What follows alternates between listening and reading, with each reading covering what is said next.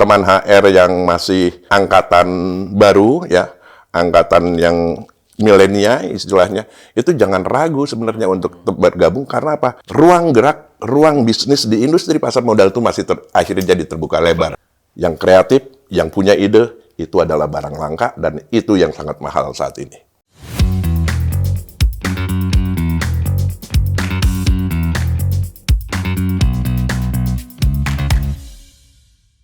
Halo teman HR, kembali lagi bersama Haryajit Ramlan dalam program HR Room ya. Saat ini saya tidak sendiri ya. Saya ditemani oleh sahabat saya, Bapak NS Aji Martono yang saat ini menjabat sebagai Ketua Umum Propami, Perkumpulan Profesi Pasar Modal Indonesia. Nah ini, mari kita sapa Pak Aji Martono ya. Halo Pak Aji Martono, apa kabar Pak Aji Martono? Alhamdulillah, baik Pak Haryajit. Alhamdulillah, ini tongkrongannya dahsyat ya. Kalau pembesar begini, tongkrongannya serba besar semua ya. Alhamdulillah.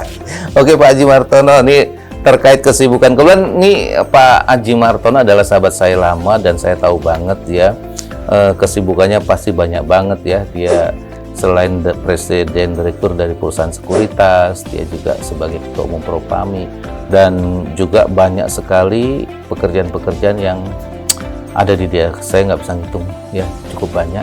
Yang mungkin biar Pak Aji aja yang menyampaikan kali ya. Nah, kesibukan Pak Aji, silakan Pak Aji. Teman HR ingin tahu kesibukan dari Ketua Umum Propami. Ya. Baik, rekan HR, terima kasih sebelumnya Pak Haryajit selaku pemimpin dari HR, luar biasa, HR Haryajit Ramlan. Alhamdulillah rekan-rekan HR di sini, kalau saya mendapatkan satu amanah menjadi sebagai Ketua Umum Perkumpulan Profesi Pasar Modal Indonesia, itu karena hanya amanah yang dititipkan saya, bagaimana akhirnya saya harus bisa menjalankan organisasi ini sebagaimana mestinya, baik untuk industri, akhirnya juga baik untuk sahabat-sahabat Propami, dan umumnya bagaimana akhirnya pasar modal Indonesia itu bisa lebih baik. Itu kenapa akhirnya hingga saat ini saya terus bertekad untuk memajukan industri mengenai organisasi ini yang namanya Propami. Selain di Propami, tadi Pak Haryajit juga sudah sampaikan bahwa saat ini saya sebagai direktur di sekuritas dan sampai saat ini masih berlanjut, serta saya juga asesor, di mana asesor dari Lembaga Sertifikasi Profesi Pasar Modal Indonesia. Di beberapa sertifikasi yang kami miliki juga sudah saya peroleh, sehingga sahabat-sahabat juga bisa mengikuti mungkin beberapa hal yang bisa diikuti. Karena apa? Karena sertifikasinya ini juga saya ambilnya lewat Pak Haryajit nih, yang sangat luar biasa. Nah, selain sertifikasi juga memang ada beberapa organisasi-organisasi lain, termasuk organisasi sosial yang memang saya lakoni, saya tekuni saat ini. Selain di organisasi formal atau organisasi profesi, Pak Haryajit.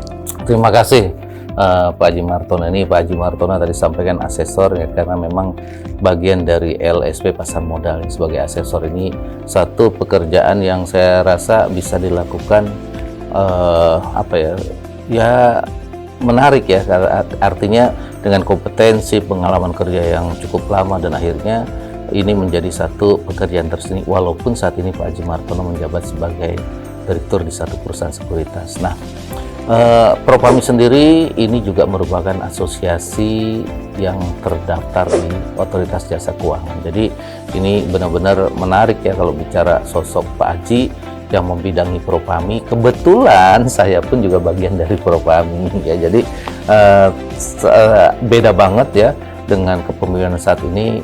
Kebetulan kami Pak Aji Martono ya, dengan saya dan teman-teman tuh kadang-kadang melakukan pelantikan di berbagai daerah ya. Kemudian juga itu mendeklar satu DPW, Dewan Perwakilan Wilayah, di berbagai daerah, yaitu sekaligus PPL, pendidikan lanjutan. Dan ini luar biasa saya katakan, karena apa? Salah satu Pak Aji ini sangat dekat dengan media. Jadi kalau lihat Propami, websitenya atau Instagram, silakan boleh lihat juga NS Aji Martono atau mungkin Aji Martono untuk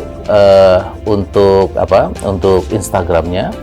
Dan teman HR ya ini juga sangat bisa dikatakan sangat banyak pekerjaan Pak Aji Martono. Ini hal-hal yang saya pikir ini cukup membuat saya lihat ini menjadi salah satu tokoh di industri pasar modal. Nah, kalau gitu Pak Aji Martono ya, ini kami kembali lagi ke Pak Aji Martono. Propami adalah asosiasi yang ada di pasar modal ya tadi yang disampaikan. Nah, kalau gitu hubungan Propami dengan industri di pasar modal mungkin bisa diceritakan Pak Aji. Hubungan Propami dengan industri pasar modal, hubungan Propami dengan individual para profesional di pasar modal, dan ini saya rasa penting ya karena di Indonesia pasar modal telah meningkat dengan 10,5 juta investor yang tentunya di sini juga membutuhkan banyak sekali para profesional ya. Apakah yang nanti bekerja di sales, marketing dan lain-lain. Silakan Pak Aji Martono. Baik, terima kasih Pak Haryadit. Luar biasa kalau kita udah ini. Mungkin teman-teman HR di sini juga perlu ketahui bahwasannya kenapa akhirnya ada Propami yang awalnya ya karena terus kedekatannya dengan industri pasar modal. Ya, ini ada sebenarnya satu cikal bakal atau tunas baru yang tumbuh yang sebelumnya sudah ada dari beberapa asosiasi. Di mana waktu itu ada asosiasi yang wakil perantara pedagang efek, ada asosiasi penjamin emisi efek, Ikatan Pialang Efek Indonesia (IPEI), dan asosiasi manajer investasi Indonesia. Kita sama-sama akhirnya duduk bareng membicarakan mengenai strategis dari industri ini, industri pasar modal mau dibawa kemana ya, karena apalagi perjalanan dari industri itu sendiri kan by proses. Dari awal tahun 90-an, 89, 90-an kita masih coret-coret baju, bukan coret-coret badan ya, dimana kita masih ada floor dan itu manual. Setiap ada yang mau go public atau yang sudah dicatatkan di lantai bursa, maka kita rebutan untuk menaruh harga bid maupun offer. Sehingga saking berjubelnya sebenarnya bukan papan yang kita coret dengan spidol itu, tapi jas kita. Itulah kenapa teman-teman HR perlu tahu ini jas merah, istilah jangan sekalipun tinggalkan sejarahnya pasar modal itu gitu. Kena dulu kita sebagai pialang namanya ya, perantara dalam yang memiliki izin perantara pedagang efek itu selalu datang dan bekerja selalu pakai jas ya. Itu katanya saya gini ya, ya itu istilah pekerjaan yang paling keren di Indonesia waktu itu jadi pialang efek. Sebenarnya takut dicoret sebenarnya ya. Sebenarnya itu. Jadi sebenarnya jas tersebut adalah alat lindung diri kita. Proteksi karena itu coret-coretan. Kenapa? Makanya itu jasnya itu jas yang gelap. Itu yang dinenda. Tapi by proses bahwa industri ini terus bertumbuh. Pertama kita ada remote ya, transaksinya bisa dilakukan melalui kantor sekuritas ya, kantor sekuritas punya galeri dan masih ada trader, masih ada floor trader dan terus mulai terproses sehingga akhirnya seperti saat ini online. Semua transaksi dilakukan oleh individu investor itu sendiri. Tidak lagi ada sales dealer yang mengeksekusi ya, tapi ada kalau kita describe di industri pasar modal ini sebenarnya udah sejak lama, bukan saat ini orang rame ya. Karena kalau dulu semua masih pakai pulpen, semua masih nulis, semua terus naik remote, ini bagaimana nih posisi trader dan lain sebagainya terproses, mereka akhirnya jadi marketing, jadi macam-macam, jadi riset dan akhirnya online saat ini menghilangkan semua trader itu juga akhirnya juga harus disikapi dengan bahwa hilangnya pekerjaan tersebut sebenarnya menimbulkan pekerjaan-pekerjaan lain yang juga banyak di industri pasar modal ini. Ini yang perlu juga teman-teman HR ketahui gitu Pak Haryadit, karena banyak kalau dulu yang angkatan saya ya, mujadul nih, muka-muka zaman dulu nih itu ngelihatnya bahwasannya wah orang lama, tapi belum tentu dia bisa lebih mahir dibandingkan dengan yang baru-baru, sehingga teman HR yang masih angkatan baru ya, angkatan yang milenial istilahnya, itu jangan ragu sebenarnya untuk bergabung. Karena apa? ruang gerak, ruang bisnis di industri pasar modal itu masih akhirnya jadi terbuka lebar. Wow, ya ini semakin seru dan menarik apa yang baru disampaikan Pak Aji Martono ya, teman HR. Nah ini tentu kita ingin dengar ulasan yang akan disampaikan ya, tapi jangan lupa untuk like, komen, dan share, serta subscribe YouTube channel HR Room ya. Oke. Kalau gitu kita masuk ke segmen yang tentu tidak kalah menarik, yaitu segmen pasar modal nih. Nah ini Pak Aji nih, saya yakin pasar modal atau di pasar Pak Aji sudah ada 30 tahun kali ya? Kurang lebih, bahkan lebih jangan-jangan. Kurang lebih 30 tahun. Pengabdian ya bagi industri. Kalau orang sampai 30 tahun di industri, berarti integritinya ini benar-benar dijaga dengan bagus. Nah Pak Aji, ini terkait dengan perkembangan pasar modal nih Pak. Mungkin bisa ceritakan sedikit sejarah ya, paling nggak 30 tahun nih Pak Aji Martono ada di industri. Pasti ada pasang, ada surut perjalanan pasar modal, dan bisa juga itu dari sisi investor Bapak gali atau dari sisi profesional, dan endingnya dengan kondisi pasar modal saat ini apakah semakin menarik, semakin baik, sehingga kami atau yang muda-muda nih teman-teman HR ini bisa saja hijrah ke sini berprofesi ya di industri pasar modal yang memang saat ini membutuhkan banyak sekali tenaga kerja atau SDM yang handal. Menarik apa yang ditanyakan, karena memang pada akhirnya tadi on progress, on process di dalam satu industri itu suatu keniscayaan. Termasuk akhirnya juga industri pasar modal. Tapi kalau kita ngelihat dahulu apa itu pasar modal? Pasar modal itu pada akhirnya lari ke indeks harga saham gabungan. Indeks harga saham di mana kalau kita sudah bicara indeks harga saham gabungan itu sama aja seperti melihat rupiah.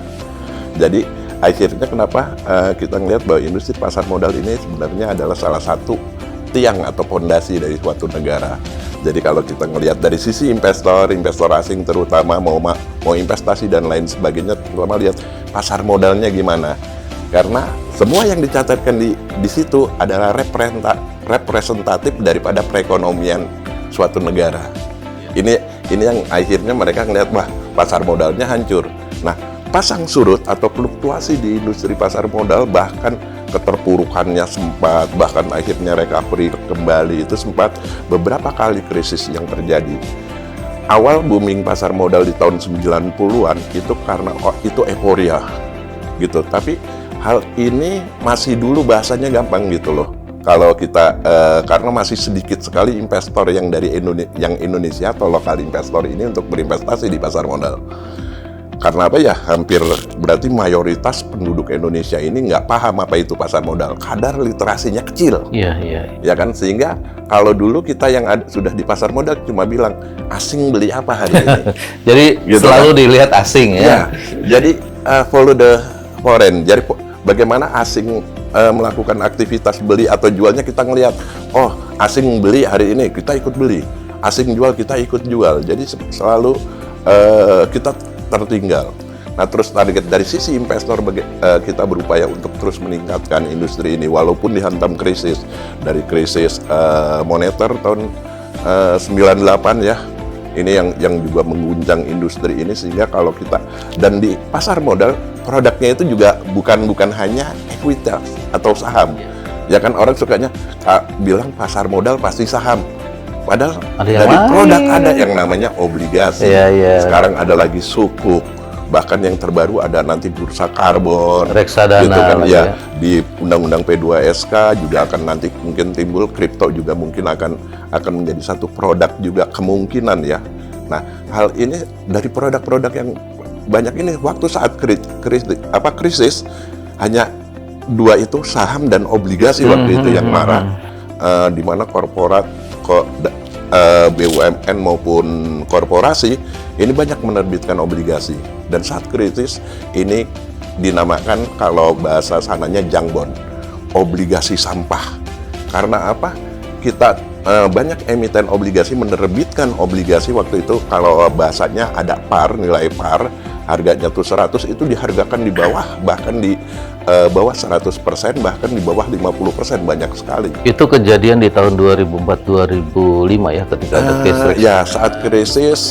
Nah, itu pasar reksadana. Ini pas ini 98 masih proses untuk obligasi hingga harganya terpuruk cukup dalam.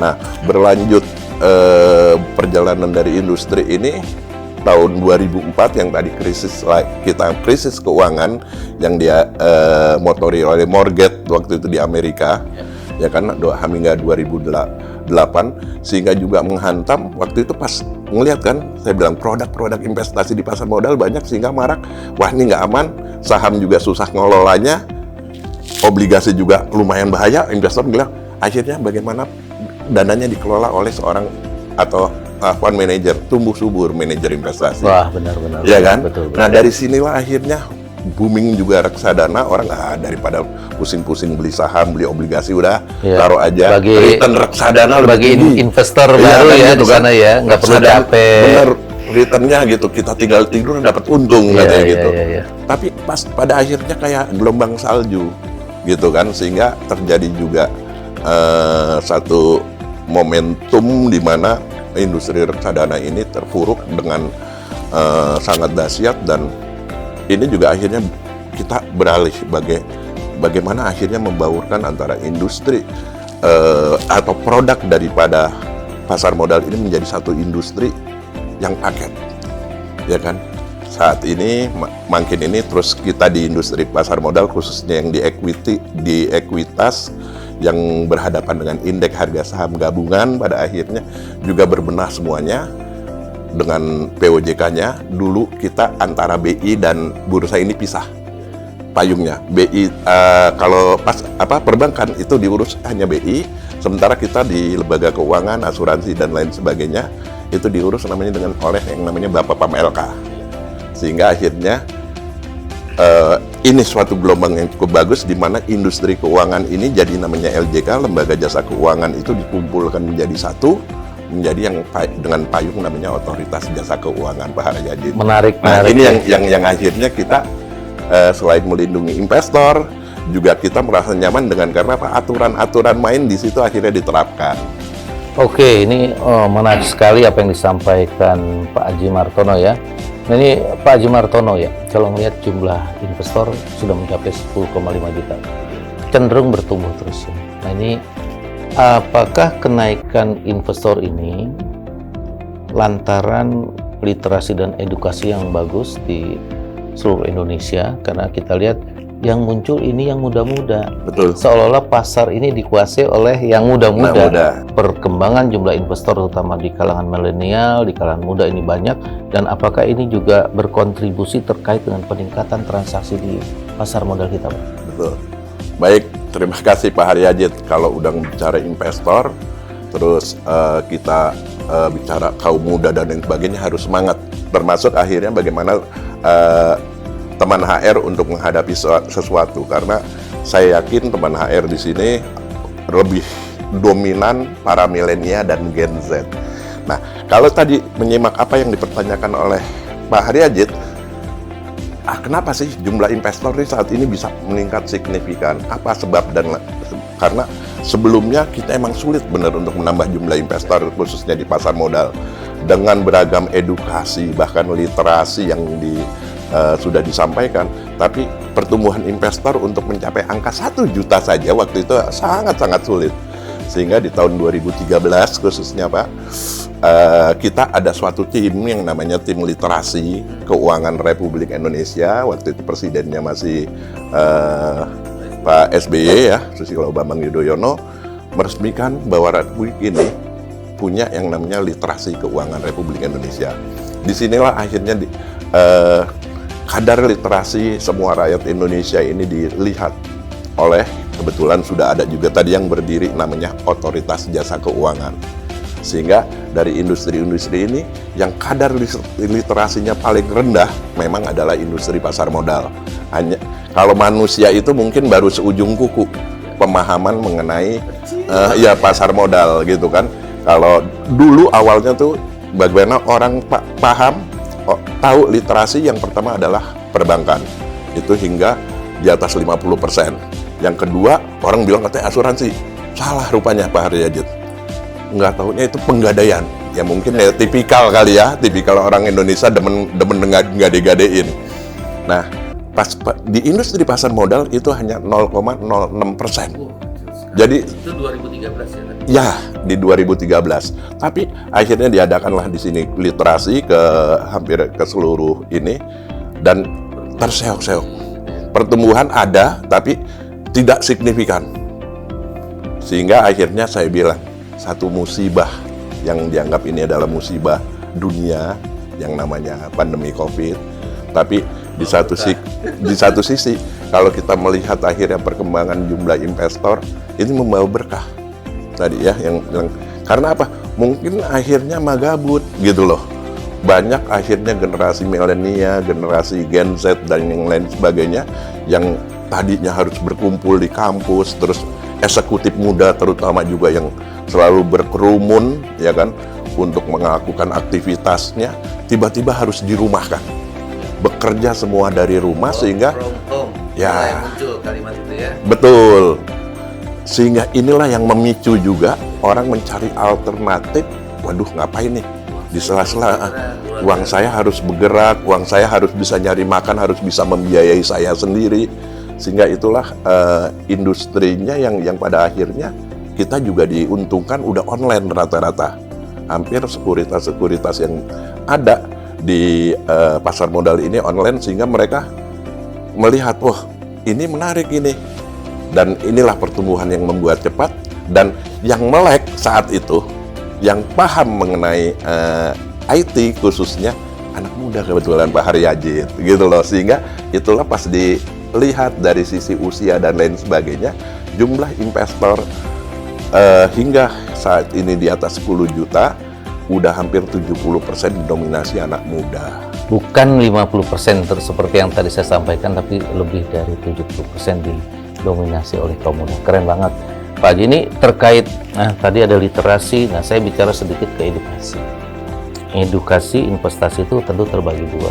Satu untuk calon profesional, satu adalah calon investor.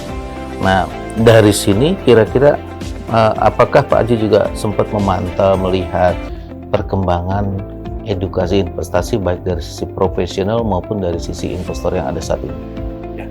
Ini yang menarik juga Pak Haryadit, karena balik ada proses COVID yang musibah yang menjadikan berkah bagi industri ini sehingga jumlah investornya itu bertambah sedemikian.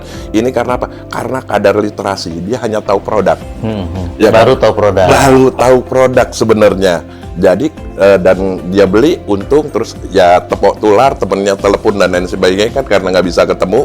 Ya kan, ini untung, beli ini untung, beli ini untung. Akhirnya banyak juga lah dibuat mereka komunitas-komunitas yang berdiri pada saat itu, sehingga ini juga mereka hanya tahu main saham katanya, investasi di saham ini menguntungkan, investasi di luar saham juga ada yang secara online menguntungkan. Jadi semua yang online itu yang menguntungkan mereka serbu semua. Tapi itu cuma literasi. Sehingga kalau tadi saya bilang dari total 100%, 30%-nya ini saya bilang kadar edukasinya sudah cukup. Ya, dia tahu manfaat investasi, jadi udah bukan ngomongnya udah enak main saham, udah enggak. Tapi udah kalau yang 30% bicaranya berinvestasilah di saham. Ya kan? Jadi orientasi daripada saham itu sendiri kan jangka panjang. Nah, sementara ini emang para short-term nih, main saham taunya. Gitu, bukan investasi di saham. Sehingga saat yang 70% yang hanya mengerti literasinya, hanya produknya nih, ini yang kita juga akhirnya perlu untuk juga memberikan edukasi. Nah, edukasi tadi juga Pak Haryadit sudah bicarakan bahwa ini juga dibagi dua, bagaimana kita sebagai pelakunya, karena memerlukan sekali edukasi-edukasi khususnya di industri pasar modal yang terus secara cepat, adanya teknologi ini juga mendorong kita untuk juga mau berubah. Ya, mindset kita juga harus berubah bahwa wah, ini trader tadi saya bilang udah hilang. Ini sebentar lagi kalau misalnya didiemin sangat mungkin marketing akan hilang. Fungsi marketing ini udah online, tapi bagaimana dia kok bilang harus tetap punya nasabah?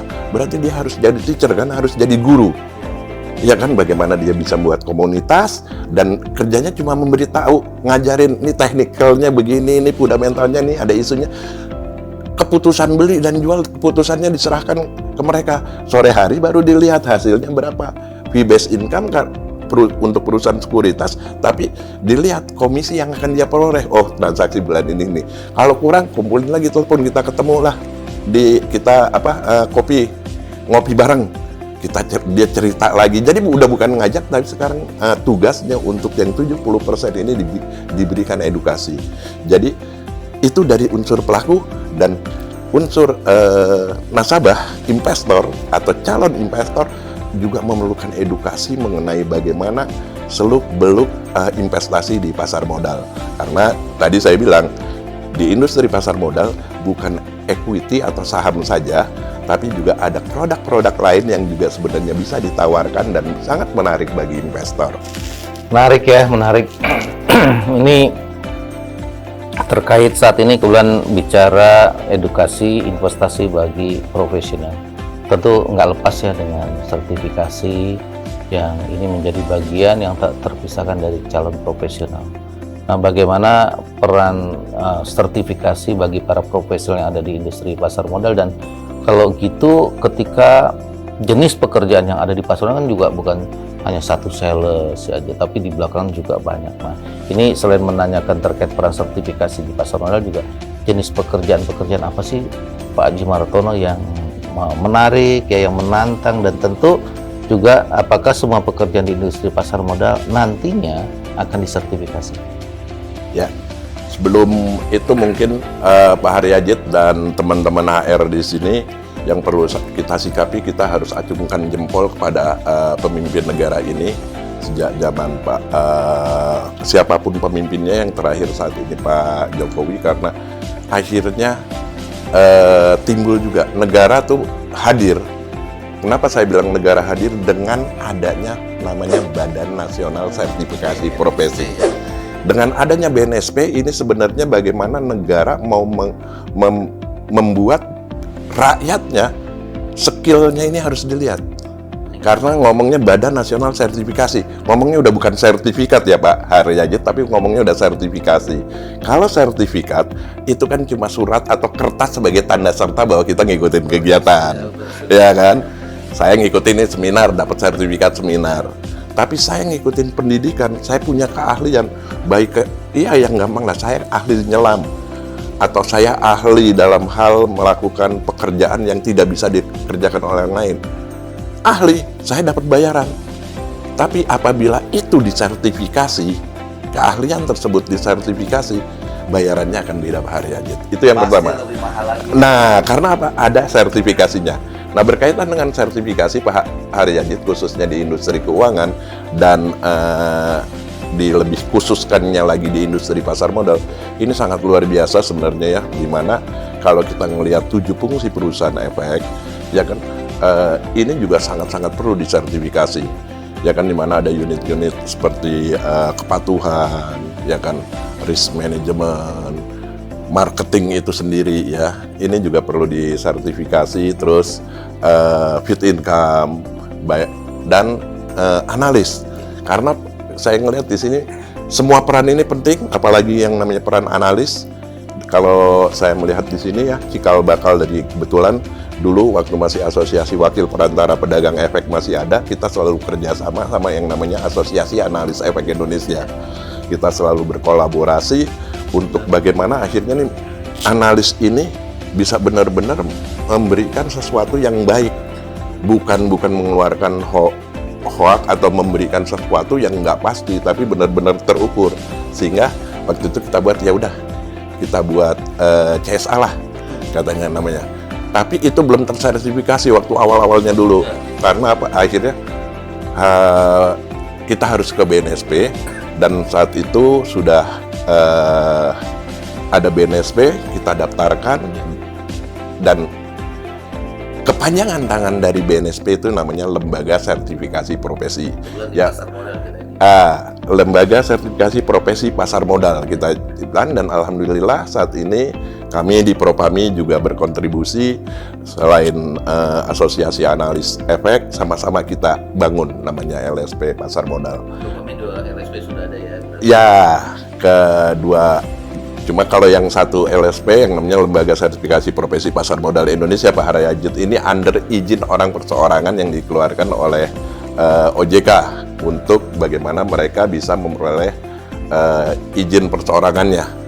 Ya kan, apabila karena banyak yang mau ambil wakil perantara pedagang efek misalnya saat ini karena kebutuhan industri itu luar biasa kencangnya, dan untuk melakukan atau menjadi pelaku di industri itu harus mempunyai izin yang dikeluarkan oleh OJK.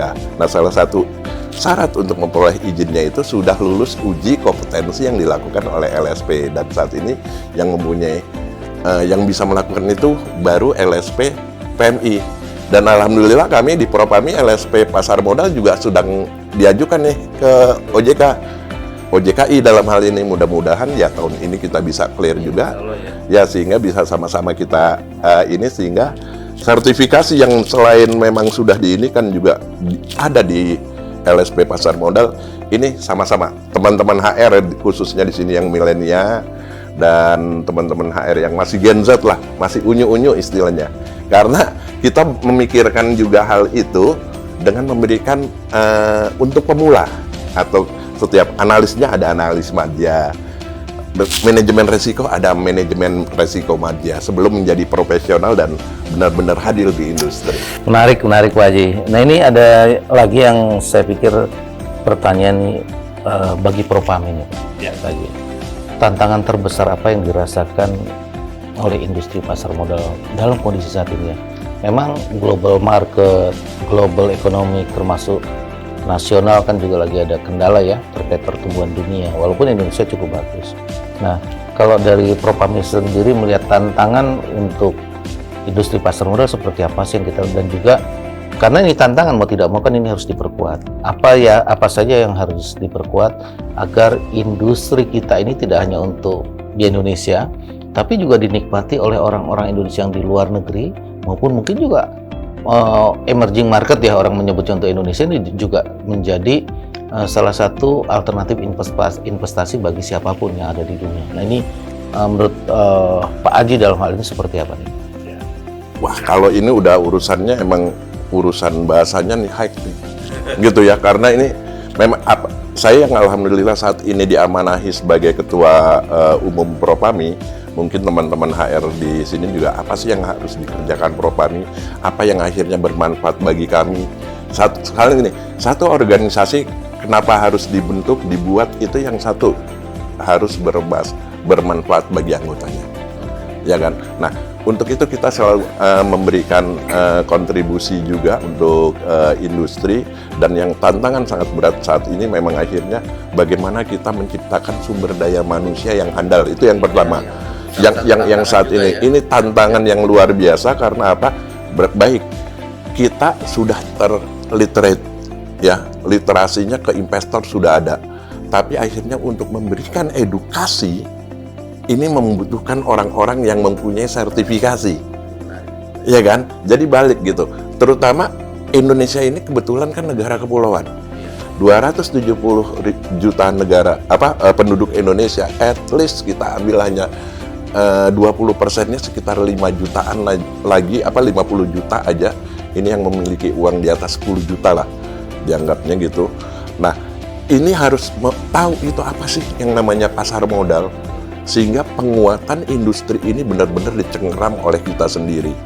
Udah tidak perlu kita berpikir, waduh harus negara asing nih yang nanti bisa menguasai ekonomi Indonesia melalui industri pasar modal, tapi benar-benar rakyat Indonesia ini bisa juga hadir ke dalam industri ini untuk menikmatinya. Seperti sekarang kan ya, milenial udah banyak, 70% udah didominasi, jadi kekuatan ini udah datang dari dalam negeri, kurang lebih gitu Pak Haji? Ya, salah satunya, cuma ini masih kurang. Apalagi tuh? Ya karena apa? Kita tetap harus memberikan edukasi sehingga kita memperbanyak celah dengan menempatkan, kayak misalnya Propami dengan membuat DPW di masing-masing provinsi yang saat ini sudah. Pertanyaan ini nanti akan ada di sini di berikutnya Pak Haji. Oh gitu, siap. Saya ada pertanyaan lagi nih Pak Haji terkait kunci suksesnya. Sebagai profesional dimanapun itu kan pasti ingin sukses. Ingin sukses salah satunya belajar dari para profesional yang berpengalaman seperti Pak Haji. Kira-kira menurut Pak Haji, langkah Pak Haji dari awal sampai sekarang menjadi direktur utama di perusahaan sekuritas, ketua umum di Propani, dan embel-embel gelar yang Pak Haji miliki, kira-kira kunci menjadi sukses sebagai profesional di pasar modal apa menurut Pak Haji? Yang pertama, memang berat. Seperti pesan daripada Muhammad Natsir, ya, saya karena sebagai pengagum dari Buya Muhammad Natsir, bahwa pemimpin itu menderita. Pemimpin itu menderita. Ya, kenapa bilang pemimpin itu menderita? Karena kita harus mau bersakit-sakit dahulu untuk menikmati apa yang udah kita torehkan. Dengan asumsi kita harus jaga yang pertama namanya integritas, ya kan? Kalau kita sahabat saya ini sebenarnya Pak Haryajid ini, teman-teman HR perlu ketahui bahwasannya sakitnya ini masih lebih panjang daripada sekarang. Kelihatannya orang lihatnya sukses gitu kan, wah enaknya sukses gitu. Tapi kita harus tahu, harus paham juga bahwa kita pernah harus sakit dulu, kita harus coba dulu, ya kan? Gagal coba lagi gitu. Hutang di sana sini, tapi akhirnya kita punya mindset, kita dibuka. Saya harus bisa menutupi hutang-hutang saya. Saya harus bisa menutupi kesalahan-kesalahan saya. Sehingga ini akhirnya hutang bisa tertutupi, kesalahan bisa tertutupi, dan bisa memulai awal yang baru dengan percobaan-percobaan hidup atau kegagalan-kegagalan yang pernah dilalui. Dan setelah integritas di situ, berarti kita yang paling krusial kalau kita mau sukses, kita harus punya ide dan kreatif. Itu karena apa? Saat ini yang paling mahal, yang rekan-rekan HR khususnya yang milenial dan Gen Z, yang kreatif, yang punya ide, itu adalah barang langka, dan itu yang sangat mahal saat ini. Ide kreatif, kemudian inovatif, kemudian tadi komitmen sama integrity. Wow, keren ya. Itu bagian yang saya pikir penting untuk sesi ini. Nah, ini saya coba bicara lagi, kita masuk ke segmen berikutnya nih, Pak Haji. Nah, ini bicara tentang Propami ya. Sebagai ketua umum Propami tentu harus peka ya. Peka dalam arti dibentuknya Propami itu tadi sudah disampaikan Pak Haji dari kumpulan dari beberapa asosiasi sebelumnya ya. Dan mungkin ini juga diharapkan oleh masyarakat. Apa sih peran serta dan tujuan adanya Propami di industri pasar modal? Ini kalau bisa dikatakan harapan orang banyak terhadap Propami pasti tinggi, termasuk mungkin stakeholder yang lain. Dan kemudian juga pertanyaan yang simpel yang tentu, Pak, saya mau jadi nih Pak Haji Martono untuk menjadi anggota di Propami. Nah, untuk jadi anggota apa sih persyaratannya? Silakan Pak Haji. Ya, dari kalau Propami, kita bicara Propami, kita juga nggak lepas dari sejarah bagaimana berdirinya Propami itu sendiri. Tadi di depan mungkin udah sedikitnya saya sarikan, tapi yang pasti sekarang fungsi dan tugas yang yang diemban oleh Propami itu terhadap industri ini, di mana Propami baik juga berwajib hukumnya menjadikan satu organisasi atau wadah bagi para profesional khususnya di industri pasar modal, bermanfaat bagi industri, bermanfaat bagi anggota, dan pada akhirnya kita juga bisa memajukan dan memberikan kontribusi untuk perkembangan ekonomi bangsa ini. Itu yang diinginkan, sehingga kita melihat juga berupaya untuk membuat kajian-kajian, ya kan, terus membantu peran serta atau meningkatkan proses profesional itu yang tersertifikasi, juga membantu rekan-rekan atau para milenial dan Gen Z yang mau melek mengenai pasar modal. Karena ini yang pada akhirnya dua sisi. Kalau tugas dari Propami nggak bisa, harus mereka yang punya profesi di bidang pasar modal. Nih, tapi dari yang mereka punya izin dan menjadi anggota Propami, mereka yang akan memberikan edukasi dan lain sebagainya, dan ini yang harus dipahamkan. Untuk menjadi anggota Propami, yang pertama memang mereka basis daripada keanggotaan Propami yang alhamdulillah saat ini sudah berjumlah sekitar 12.000 orang. Naik lagi ya, baru 10.000 sekarang udah 12.000. Ya, 12.000 orang, dan ini akan terus bertumbuh, ya kan.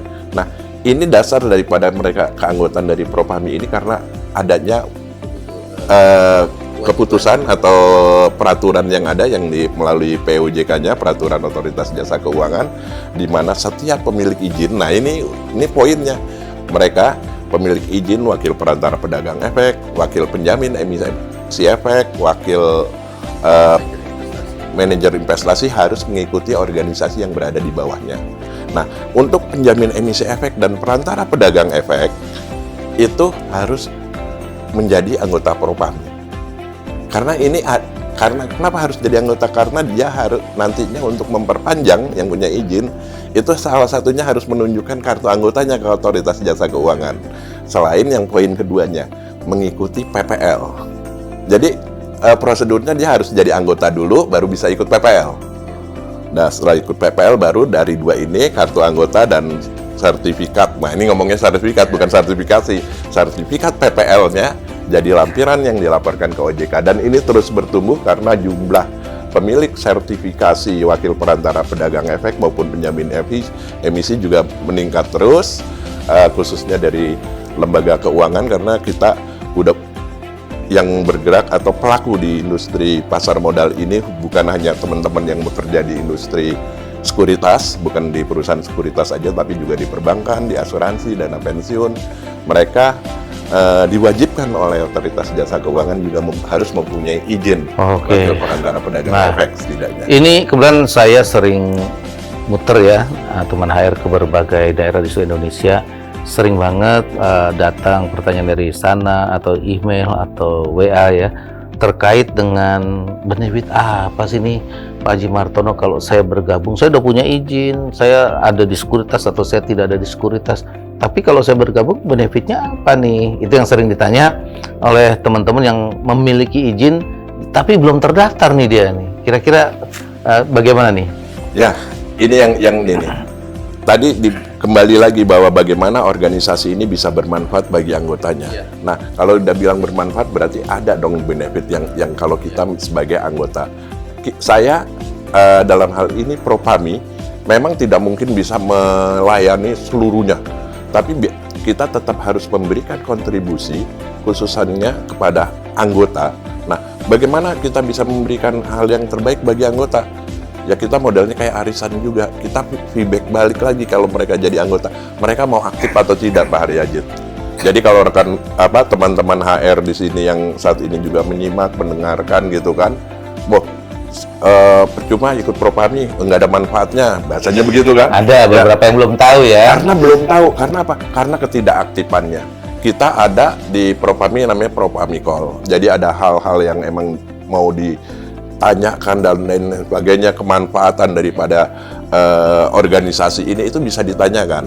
Itu yang pertama. Yang kedua, bagaimana juga kita selalu memberikan seperti stimulus atau bimbingan-bimbingan, pelatihan maupun edukasi mengenai industri pasar modal, wabil khusus untuk aturan-aturan dan peraturan-peraturan yang mengikuti baru. Terus ya. Iya, kita berusaha mengadakan seminar. Tahun lalu misalnya udah mulai marak, yang tahun ini juga kita masih semarakan mengenai industri pasar modal syariah misalnya. Di setiap PPL pun kita akhirnya selipkan maupun kita buat seminar-seminar. Nah, yang bisa menikmati itu siapa? Cuma satu, mereka yang mau aktif. Nah, kalau sekarang merekanya pasif, apalagi udah punya izin tapi belum jadi anggota, karena bicara percuma aja. Tapi ikut dulu terus aktif, masih ngeliat. Dan kita juga memberikan beberapa alternatif kegiatan-kegiatan. Kalau di wilayah-wilayah kita udah punya beberapa wilayah juga, sehingga bisa kontribusi untuk memajukan industri pasar modal. Karena kalau kita udah bicara pasar modal, ini merempetnya kemana-mana. Karena bisa ke UMKM, karena nanti di situ ada yang namanya securities crowdfunding, ya kan? Di mana mereka bisa go public apabila membutuhkan dana kurang dari 10 miliar, jadi dia ada bursa mininya yang namanya STF. Nah, ini teman-teman juga harus belajar. Nanti bilang, apalagi itu STF? Tanyalah ke Propami, ya kan? Macam-macam apa yang ini bisa ditanyakan sepanjang kita mau aktif. Itu Pak Haryadin. Ya, kalau bergabung susah nggak sih? Saya mau bergabung nih. Persyaratannya gimana atau caranya gimana? Baik, nah untuk teman-teman HR di sini juga yang pertama sudah memiliki izin perseorangan yang dikeluarkan oleh OJK. khususnya untuk wakil perantara pedagang efek pemasaran maupun pemasaran terbatas dan penjamin emisi efek sudah dikeluarkan izinnya dan belum menjadi anggota Propami, daftar aja. Besok ataupun hari ini daftarnya pasti jadi anggota Propami juga, karena syarat untuk mengikuti PPL kalau mau diperpanjang izinnya Pak Haryadit harus jadi anggota dulu. Itu. Jadi bukan ini, karena undang-undang itu udah nggak bisa ditawar-tawar lagi. Nah, untuk yang lain loh, saya belum punya sertifikat WPPE maupun WPEE. Bisa. Sertifikasi yang dikeluarkan oleh lembaga sertifikasi profesi pasar modal itu juga sudah bisa dijadikan sandaran. Karena apa? Dulu waktu Propami, kita bicara sejarah lagi, didirikan itu oleh AWP2EI, Asosiasi Wakil Perantara Pedagang Efek, juga ada Asosiasi Analis Efek. Nah dulu kan belum ada nih izin Asosiasi Analis Efek, sehingga apa? Dia keluarin sertifikat. Nah kalau dia udah punya sertifikat analis, bisa dong jadi anggota Propami. Oh ya, welcome. Jadi itulah yang kenapa akhirnya kita bersandarnya bukan di undang-undang tapi di peraturan atau anggaran dasar Propami. Apabila dia punya sertifikasi dan mau aktif di Propami juga bisa dia daftar. Oke, menarik nih. Pak Haji Martono, ini hampir tuntas ya pertanyaan ini. Tapi saya agak menggelitik tadi sempat berbicara kajian ya, yang disampaikan Pak Haji Martono. Apakah Propami juga memiliki lembaga atau bagian dari kajian yang tentu ini bisa berkontribusi banyak bagi masyarakat, khususnya industri pasar modal ya, industri jasa keuangan juga tentunya ya? Baik Pak Haryadit dan rekan-rekan HR dimanapun berada yang hari ini juga menyimak, dari perjalanan Propami akhirnya juga kita memikirkan bagaimana kita juga bisa ikut berperan serta, apalagi dengan keluarnya Undang-Undang P2SK dari 800 lebih halaman itu complicated, sehingga timbul lagi nantinya 2 komisioner yang akan Agustus nanti kemungkinan akan diputuskan dan dilantik oleh Presiden kita untuk inovasi teknologi, dan satu lagi mengenai aset-aset kripto yang kemungkinan juga akan diakomodir dan menjadi salah satu menambah jumlah daripada komisioner OJK yang intent mengurusi hal-hal itu. Nah, dari situ kita melihatnya apa yang bisa kita jadikan dasar sehingga kita bersepakat.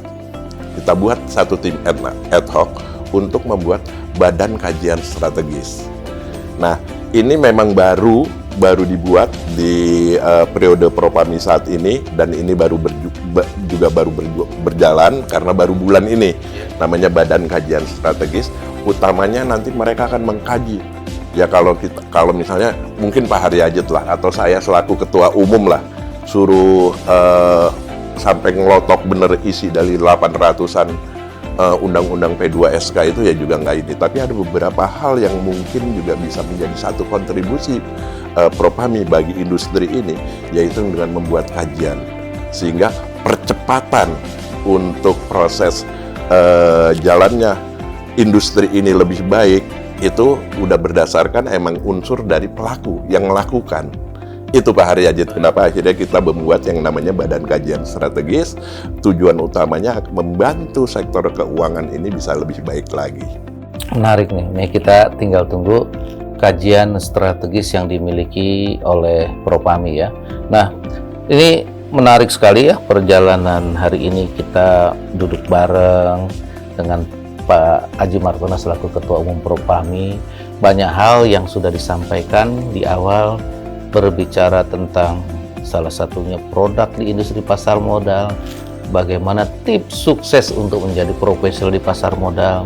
Kemudian tadi juga disinggung tentang perjalanan investor yang ada, maupun kira-kira investor ini akan seperti apa, tadi juga sudah disampaikan. Literasi, edukasi juga diupdate oleh Pak Haji Martono. Dan tadi ya kita juga lihat perkembangan dari Propami sendiri nih yang akan melakukan lembaga kajian, dan tadi diupdate Propami memiliki LSP juga ya, jadi beda sertifikasi dengan sertifikat. Tadi juga disampaikan, ini hari ini cukup daging banget ya kalau kita lihat ya. Berbicara ini luar biasa, dengan 30 tahun Pak Haji kita bisa lihat luar biasa apa yang sudah dilalui oleh Pak Haji Martono yang saat ini sebagai Ketua Umum Propami. Ini tentu akan memberikan harapan bagi kita semua untuk Propami akan semakin hebat lagi, semakin banyak kiprahnya di industri pasar modal, dan tentu jumlah anggota yang terus bertumbuh sampai 12.000 orang ini bukan angka yang kecil ya. Ini tentu di bawah punggung Pak Haji Martono ya, di atasnya Pak Haji memikul beban yang sangat berat ya atas amanah dari Propami. Semoga Pak Haji mampu terus menjaga amanah ini dengan baik. Nah, ini harapan kita seperti itu. Tentu menarik sekali apa yang disampaikan oleh Pak Haji Martono. Kami HR Room ya, tentu teman HR ini memberikan apresiasi yang luar biasa kepada Pak Haji Martono, dan tentu saya berharap teman HR bisa memberikan request pembicara siapa lagi yang perlu diundang di HR Room ya, karena tadi dalam hal ini kita udah dapat yang baik sekali dan bagus sekali, dan saya atau kami di HR Room juga akan mengundang kira-kira requestan apa, pembicara siapa, temanya apa yang nanti akan ada di HR Room. Dan tentu ini semua adalah untuk perkembangan dan memajukan industri pasar modal. Dan terima kasih sudah menonton video ini. Semoga video ini bermanfaat bagi teman HR, dan jangan lupa untuk like, comment, dan share serta subscribe YouTube channel ini. Terima kasih. Assalamualaikum.